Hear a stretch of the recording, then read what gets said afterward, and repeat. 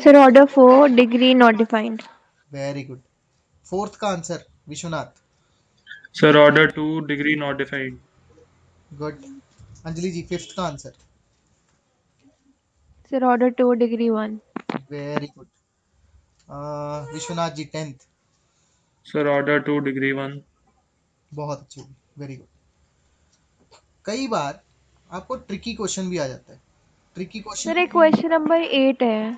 Yes yes बेटा। Sir, उसमें degree not defined तो नहीं आएगी? नहीं बेटा, मैंने आपको कहा था ई की पावर में कोई डीवाई बाई डी एक्स नहीं फंसा होना चाहिए। एक्स हो वाई हो चलेगा, इसलिए एट्थ में ऑर्डर वन और डिग्री वन है। Okay sir. चलिए, अब आपने ये सब पढ़ा होता है, कल को पेपर में अगर क्वेश्चन ऐसा आ जाए फिर बंदा थोड़ा डर जाता है। क्वेश्चन कैसा आ जाए? ऐसा कि मान लो मैंने आपसे पूछ लिया what is the order and degree of this differential equation.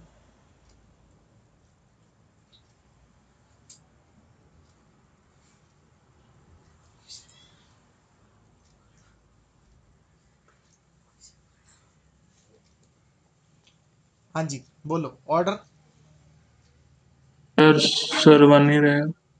देखो बेटा, ऑर्डर और डिग्री तब तक नहीं बना सकते जब तक डिफरेंशियल इक्वेशन बने ना। यहाँ पे तो इंटीग्रेशन आ रही है, हमको चाहिए डिफरेंशियल कॉफिशिएंट्स, है ना। तो डिफरेंशियल कॉफिशिएंट लाने के लिए हम करें क्या? हमको डिफरेंशिएट करना पड़ेगा पूरी इक्वेशन को विद रिस्पेक्ट टू एक्स। तो आपको ये पता होना चाहिए differentiation is the inverse process of integration. मतलब अगर आप एक फंक्शन मान लो साइन एक्स है, साइन एक्स की इंटीग्रेशन करोगे तो आएगा माइनस कॉज एक्स। अगर आप माइनस कॉज एक्स का डेरिवेटिव लोगे तो आपको पता क्या मिलेगा? वापस साइन एक्स।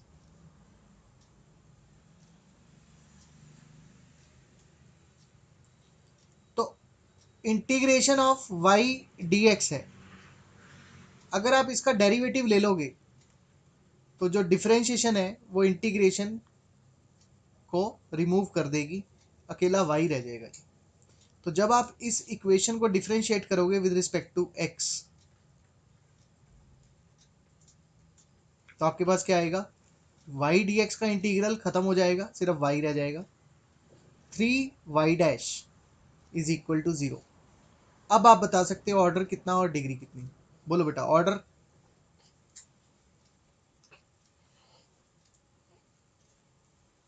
1 वाई डैश है ना, डिग्री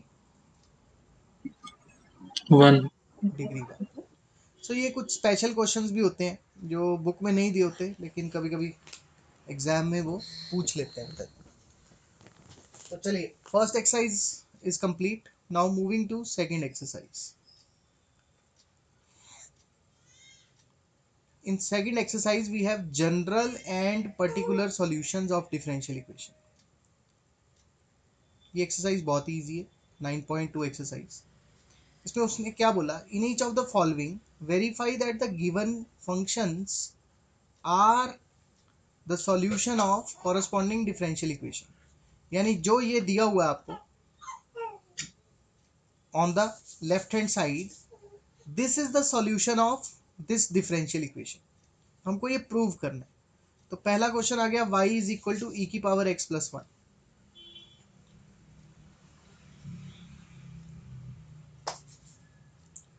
और प्रूव करना है कि ये किसका सॉल्यूशन है? y double dash minus y dash is equal to 0।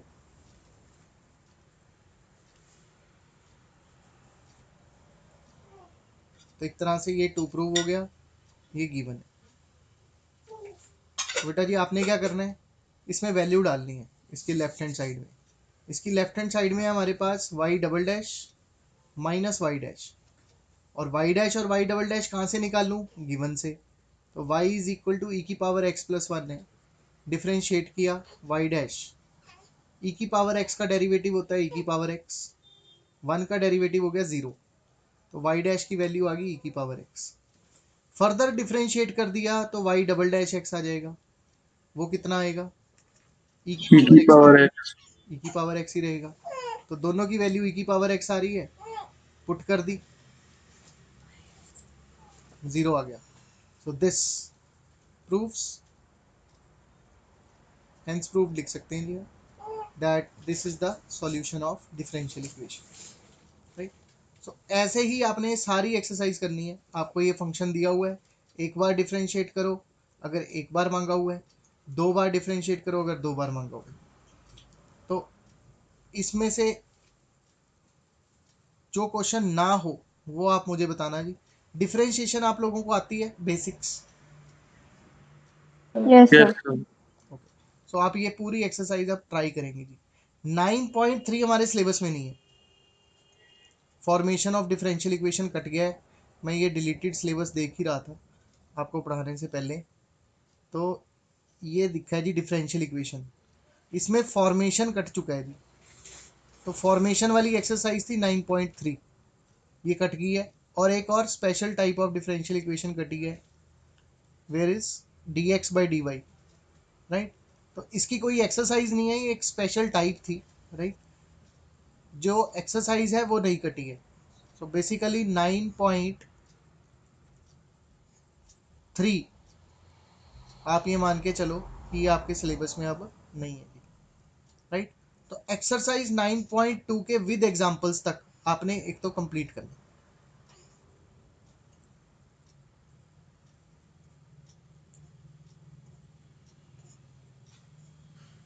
ये क्लियर हो गया।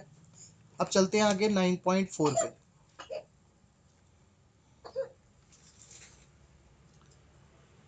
9.4 एंड ऑनवर्ड्स ये है solution of differential equation. Solution निकालने के कितने तरीके होते हैं वो बताए जा रहे हैं। सबसे पहला मेथड है, मेथड्स ऑफ फाइंडिंग सॉल्यूशन है जी टॉपिक।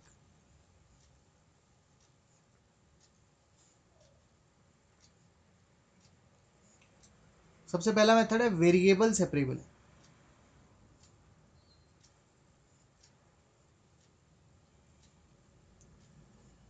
और इसे करना कैसे होता है, लेट्स सी एन एग्जांपल। चलिए 9.4 तो हमारे सिलेबस में नहीं है ना, उससे आगे चलते हैं। 9.3 सर। सॉरी 9.3, 9.4 पे आ गए।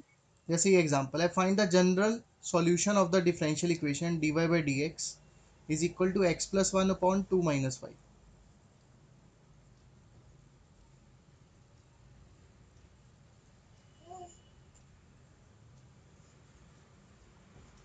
तो आपने क्या करना है, वेरिएबल्स को सेपरेट करना है। कौन कौन से दो वेरिएबल्स प्रेजेंट हैं, एक है x और एक है y। उनके डिफरेंशियल कांस्टेंट्स कौन कौन से हैं, dx और dy। तो आपने एक साइड पे dy रखना है और ये वाला जो dx है ये क्रॉस मल्टीप्लाई कर देना है। एक साइड पे dy रखना है और एक साइड पे dx। अब आप देखो, dy की तरफ सारी y वाली टर्म्स ले जाओ, dx की तरफ सारी x वाली टर्म्स ले जाओ। तो मुझे dy के साथ सारी y वाली टर्म्स करनी थी, इसलिए मैंने क्रॉस मल्टीप्लाई कर दिया, two minus y into d y is equal to x plus one into d x. Now last step पे आपने इंटीग्रेशन करनी है, जब आपके वेरिएबल्स सेपरेट हो जाएं, सारे x वाली टर्म्स एक साइड पे हो जाएं और सारी y वाली टर्म्स एक साइड पे हो जाएं, अब आपको डिफरेंस इंटीग्रेशन कर देनी है। Integrate both sides. इंटीग्रेट करोगे तो टू की इंटीग्रेशन टू वाई, वाई की y square by two is equal to x की एक्स स्क्वायर बाई टू और वन की हो जाएगी एक्स। एक ही साइड पे सी लगा लेते हैं जी हम। देखिए यहाँ पे एक C1 आया होगा, यहाँ पे C2 आया होगा, तो C2 minus C1 is also a constant, जिसे आप C3 लिखेंगे तो रहेगा तो एक ही कांस्टेंट। तो इसीलिए हम दो कांस्टेंट्स नहीं लगाते, हम क्या करते हैं, सिर्फ एक ही C यूज कर लेते हैं बजाय दो C लगाने के। So we use C on the right hand side. जब आप आंसर सी में छोड़ते हो this is called general solution.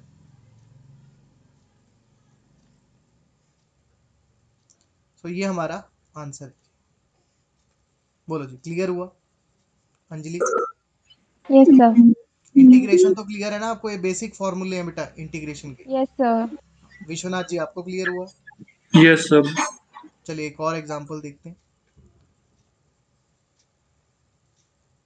Next question था हमारे पास, find the general solution of dy by D x is equal to 1 plus Y square over 1 plus x square. तो basically जैसे जैसे क्वेश्चन चेंज होता रहेगा इंटीग्रेशन का लेवल भी चेंज होता रहेगा। तो dy by D x is equal to 1 plus Y square divide by 1 plus x square. करना क्या है, पहले तो dx को उधर लेके जाओ। सर एक साइड पे हमेशा dy रहता है और एक साइड पे dx रहता है। अब हमारे पास था 1 plus Y square 1 plus x square. एक साइड पे dy आ गया, एक साइड पे dx आ गया। अब क्या करना है, dy की तरफ सारी y वाली टर्म्स, dx की तरफ सारी x वाली टर्म्स, यानी 1 प्लस एक्स स्क्वायर डिनोमिनेटर में और dx के साथ है तो ये तो यही रहेगा। dy को क्रॉस मल्टीप्लाई करके नीचे लेके जाएंगे, सॉरी 1 प्लस वाई स्क्वायर को क्रॉस मल्टीप्लाई करके नीचे लेकर जाएंगे तो आया dx ओवर 1 प्लस एक्स। अब सर इंटीग्रेशन कर देनी है दोनों साइड क्योंकि वेरिएबल सेपरेबल हो चुका है और हमारे पास फॉर्मूला होता है 1 over X square plus A square. Vishwanath ji,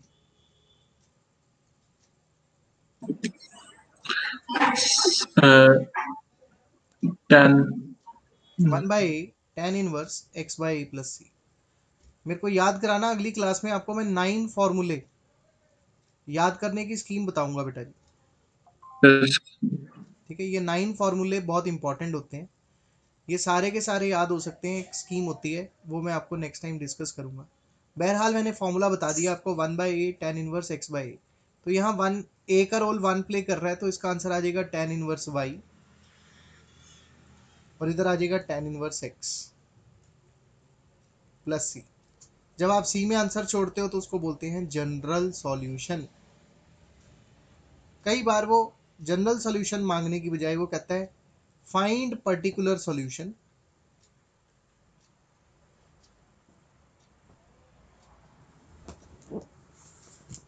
when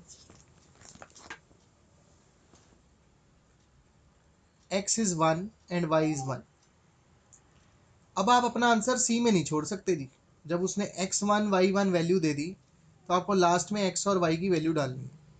ten inverse 1 is equal to tan inverse 1 plus सी।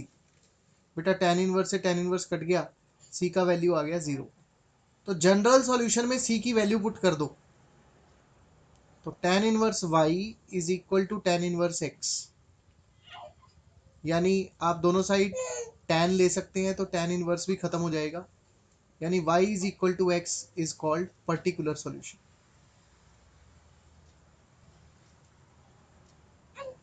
बोलो जी, क्लियर हुआ? अंजलि जी,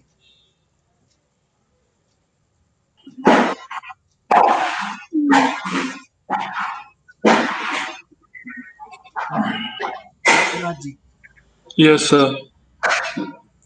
अंजलि जी Yes, क्लियर है? sir. ओके। सो जो आपकी फोर्थ एक्सरसाइज है बेटा, ये सारी इसी गेम के ऊपर आधारित है कि आपको जनरल और पर्टिकुलर सॉल्यूशन निकालने हैं। देखिए एक और एग्जांपल देखते हैं, dy by D x is equal to minus four x y square. तो हमने एक और एग्जांपल देख लिया, dy by D x is equal to minus four x y square. Particular solution बोल रहा है तो x और y भी दिया होगा पक्का जरूर, ये दिया हुआ है। When y is 1 x is 0, last में जाके x को 0 और y को 1 पुट करना है। पहले तो dx को उधर लेके जाओ। अब हमने क्या करना है, dx उधर आ गया, सर dx की तरफ x वाली टर्म रख लेनी है, dy की तरफ y वाली टर्म रख लेनी है। फोर मर्जी है जिस मर्जी साइड रख लो, वो तो कांस्टेंट है। तो वाई स्क्वायर नीचे आ गया, एक्स वाली टर्म उस अपनी साइड पे रही। इंटीग्रेट बोथ साइड्स, इंटीग्रेट करेंगे तो 1 ओवर वाई स्क्वायर की इंटीग्रेशन होगी वाई की पावर -2 + 1 ओवर -2 + 1 यानी -1। और x की पावर 1 की इंटीग्रेशन होती है x² बाई 2 प्लस सी। क्या मैं अपना आंसर यहाँ छोड़ सकता हूँ? नहीं, क्योंकि ये जनरल सॉल्यूशन है।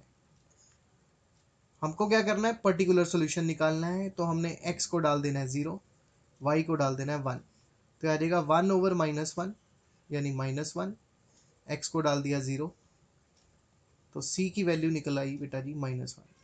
तो जब आप अपना फाइनल आंसर लिखोगे उसमें c की वैल्यू डाल देंगे, राइट। ये नीचे -1 था, तो आया y की पावर -1, माइनस बाहर लगा दिया, माइनस का 4x² बाई 2, ये 2x² बन गया, -1।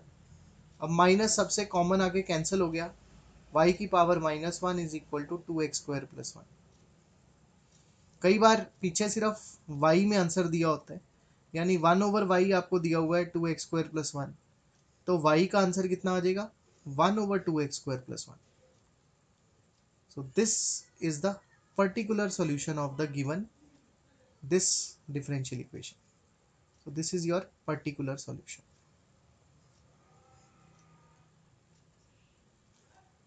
विश्वनाथ जी क्लियर हुआ? Yes, sir. अंजलि जी Yes, sir. गुड। तो देखते हैं जी और कोई एग्जांपल अगर है हमारे सामने। जी बिल्कुल है। x dy is equal to 2x square plus 1 dx. x dy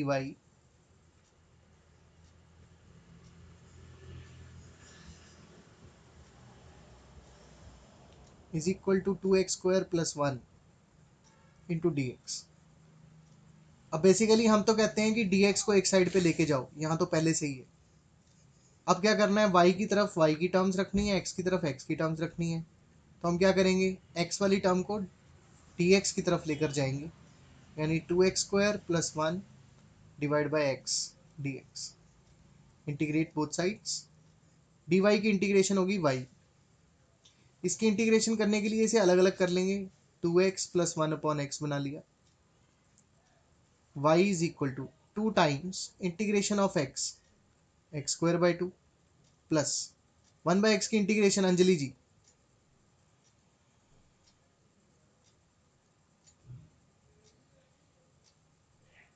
Vishwanath ji Sir, Zero. x naught. मतलब बेटा आप इसको x की power Sorry, -1 sorry, plus sir. 1 कर रहे हो तो गलत कर रहे हो, क्योंकि एक Sorry, स्पेशल sir. वो फॉर्मूला पता होता चल गया. है। हाँ, ये 1/x की इंटीग्रेशन डायरेक्टली होती है बेटा log mod x। ठीक है जी। सो ये ध्यान रखना है, कई बार बच्चे गलती कर जाते हैं, x की पावर n का फॉर्मूला लगा देते हैं। ये फॉर्मूला सब पावर्स पे चलता है, लेकिन -1 पावर पे नहीं चलता। विश्वनाथ जी क्लियर हुआ? yes, sir. हाँ। देन आगे है हमारे पास, अब देखिए ऐसे क्वेश्चन भी आते हैं जहां एप्लीकेशन ऑफ डिफरेंशियल इक्वेशन है। Find the equation of curve passing through the point -2, 3। बेटा ये जो फाइनल आंसर निकलता है y is equal to x² plus log x plus C, this is called general equation of the curve also. ये general solution भी होता है और इसको जनरल इक्वेशन ऑफ कर्व भी बोलते हैं। तो फाइंड इक्वेशन ऑफ कर्व का मतलब ये हो गया कि वो जनरल सॉल्यूशन मांग रहा है आपसे, यानी y की टर्म्स में आंसर मांग रहा है, राइट। फिर passing through the point -2, 3, passing point बता दिया, यानी पर्टिकुलर सॉल्यूशन मांग रहा है। x की वैल्यू दे रहा है वो -2, y की वैल्यू दे रहा है 3, यानी c की वैल्यू निकलेगी। उसने ये भी क्लियर कर दिया। फिर कंडीशन बता रहा है डिफरेंशियल इक्वेशन बनाने की, given that slope of the tangent to the curve at any point x comma y is 2x by y square। from the chapter tangents and normals आपको पता होना चाहिए टेंजेंट की slope m tangent is always equal to dy by dx। Slope of tangent हो गया dy by D x at point x comma y. ये dy by D x at point x comma y आपको दिया हुआ है, कितना दिया हुआ है? 2x upon y square. तो सीधा सीधा डिफरेंशियल इक्वेशन मिल गई आपको कि dy बाई डी एक्स है sir 2x upon y square, और आपको पर्टिकुलर सोल्यूशन निकालना है जब x की वैल्यू है 2, y की वैल्यू है -3 आई थिंक, हाँ सॉरी x की वैल्यू है -2 और y की वैल्यू है 3। तो इक्वेशन ऑफ कर्व का मतलब y में आंसर निकालना है। कैसे निकालना है सर? Variable separable. तो dx उधर आ गया, वाई स्क्वायर इधर आ गया, इंटीग्रेट बोथ साइड्स। बेटा जी इंटीग्रेशन करेंगे तो आएगा y cube by 3 equal to x square plus C. X square by 2 आना था, 2 से 2 कट जाना था। अब x की वैल्यू डालिए -2, y की वैल्यू डालिए 3, तो ये तो बचेगा 9, ये बचेगा 4 प्लस c की value I 5। So therefore equation of the curve, equation of required curve is y cube by 3 is equal to x square plus 5. This is my final answer. आप चाहें तो पंगे ले सकते हैं, 3 उधर ले जाइए, थोड़ा अच्छा देखने में अच्छा लगेगा, 3x स्क्वायर प्लस 15। तो बट दिस आप चाहें तो इसको क्यूब रूट की टर्म्स में भी लिख सकते हैं, 3x स्क्वायर प्लस 15 का क्यूब रूट, राइट। बट ये जो है हमारा बेसिक आंसर है, ये होना चाहिए जी, राइट। अब वो पीछे या बुक में कैसे दे रहा है वो डिपेंड करता है। अब इसने बुक में आंसर दिया है ऐसे जी, क्यूब रूट की टर्म में, यानी y को एक साइड पे किया उसने, ठीक है। देन हमारे पास है एक और बहुत ही इंपॉर्टेंट एग्जांपल है, 14th एग्जांपल। ऐसा भी पेपर में बहुत पूछा जाता है। In a bank principal increases at the rate of 5% per year.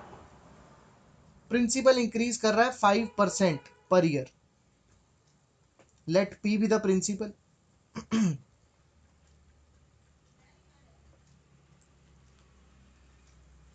ठीक है जी, पी हमने प्रिंसिपल मान लिया। तो ये इंक्रीज कैसे कर रहा है? विद रिस्पेक्ट टू टाइम, यानी डीपी बाई डी टी आपको दे रखा है 5%। 5% किसका? प्रिंसिपल का ही, राइट। तो बेसिकली जब वो बोलता है principal is increasing at the rate of 5% per year, तो इसका मतलब वो दे रहा है डीपी बाई डी टी, यानी rate of change of principal with respect to time is equal to 5% of principal. So basically देखा जाए ये एक डिफरेंशियल इक्वेशन मिल गई आपको। अब इस डिफरेंशियल इक्वेशन को सॉल्व कैसे करें सर? Variable separable. डीपी इधर रखा, ये 1/20, 5/100 कट गया, पी ओवर डी टी। तो पहले डी टी को उधर ले जाइए, d p is equal to 1/20 p d t. अब पी को डी पी के नीचे ले आइए, तो d p by p is equal to p by 20 t, sorry d t, 1/20 d t. अब इंटीग्रेट बोथ साइड्स, तो आंसर आया log mod p is equal to 1/20 t, यानी t/20 प्लस सी। इतना काम तो हमने सिर्फ पहली लाइन पढ़ के ही कर दिया, जहां वो बोलता है principle of A bank increasing at the rate of 5% per year. अब वो कहता है in how many years 1000 rupees double it self. 1000 रुपये अगर आपने डाला है, जब टाइम t 0 था, आपने प्रिंसिपल कितना डाला? 1000। तो बेटा पर्टिकुलर सोल्यूशन है, t की वैल्यू डाल दो 0, p की वैल्यू डाल दो 1000। तो जब t 0 डाल दिया, p 1000 डाल दिया, तो आपके पास आया log 1000 is equal to 0.20 plus C, यानी c की वैल्यू मिल गई log 1000। ये वैल्यू आपने उठाकर जनरल सॉल्यूशन में डाल देनी है।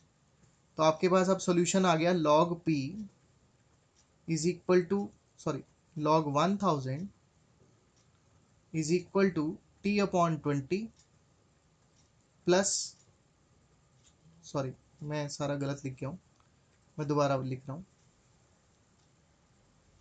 लॉग से ही आना था जी। Log P is equal to T upon 20 plus log 1000। बेटा मैं क्या करता हूँ, इस log 1000 को इधर ले आया, तो log p minus log 1000 is equal to T upon 20। आपको पता है log m minus log n एक प्रॉपर्टी होती है, इसका आंसर होता है log of m upon n। तो अंजलि जी ये बताइए ये क्या बन जाएगा? So P upon 1000. log p upon 1000 बेटा is equal to T upon 20। अब उसने मांगा था कि प्रिंसिपल 1000 रुपये डबल कब हो जाएंगे, कितने सालों में डबल हो जाएंगे? लेट इन t years p becomes 2000। तो बेटा t की वैल्यू निकालनी है, p की जगह 2000 डाल दीजिए,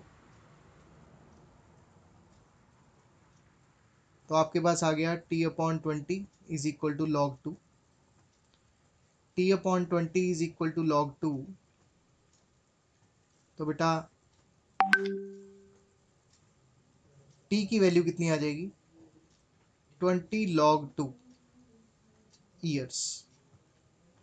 अब log 2 की अगर वैल्यू दी हो तो आपका आंसर और बेटर बन जाएगा, नहीं है तो आप यहीं छोड़ सकते हो, ठीक है ना। देखते हैं उसने log 2 की वैल्यू दी, नहीं दी, तो बेटा हमारा आंसर भी इतना ही आ रहा है 20 log 2। इवन